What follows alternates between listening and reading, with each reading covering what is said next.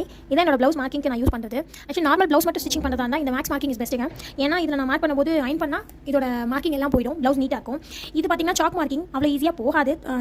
ஆனால் ஆரி ஒர்க் பண்ணுறதுக்கு ப்ளவுஸ் மார்க்கிங்க்கு வந்து இந்த மார்க்கர் தான் நல்லாயிருக்கு. ஏன்னா நம்ம ஒரு சைடு எடுத்துகிட்டு இன்னொரு சைடு அதோட அச்சு விழுற மாதிரி நம்ம பண்ணும்போது திருப்பி டிப் பண்ணால் தட்டினோன்னா நமக்கு இதுதான் அந்த சைடு அச்சு விடும். மேக்ஸ் மார்க்லாம் அந்த அச்சு விழாது. ஆனால் நீட் வைஸ் பார்த்தீங்கன்னா இது பெட்டராக இருக்கும். இதுதான் யூஸ் பண்ணணும் அப்படி இது உங்களுக்கு ஓகேவா இருக்குது அப்படின்னா இது நீங்கள் யூஸ் பண்ணிவிட்டு ட்ரேசிங் வீல் வச்சு மார்க் பண்ணலாம். இதில் மார்க் பண்ணிவிட்டு ட்ரேசிங் வீல் வச்சு நம்ம இது பண்ணும்போது இதோட அச்சு வந்து பேக் சைடில் அப்படியே அந்த ஹோல்ஸ் வழியாக கிளாத்தில் விழும். அதுக்கப்புறமா நீங்கள் வந்து லைட்டாக கிளாத் விழுந்ததுக்கப்புறமா இதை வச்சு மார்க்கிங் பண்ணிக்கலாம். பென்சிலும் யூஸ் பண்ணலாம். அப்சராலாம் இப்போ கிளாத்துக்கு ஏற்ற மாதிரி வேரியேஷன் கலர்ஸில் கிடைக்குது. இதுவுமே ப்ளவுஸில் வந்து அச்சு இருந்துச்சுன்னா கொஞ்சம் போகாது, அந்த மார்க்கிங் வந்து சீக்கிரமாக போகாது.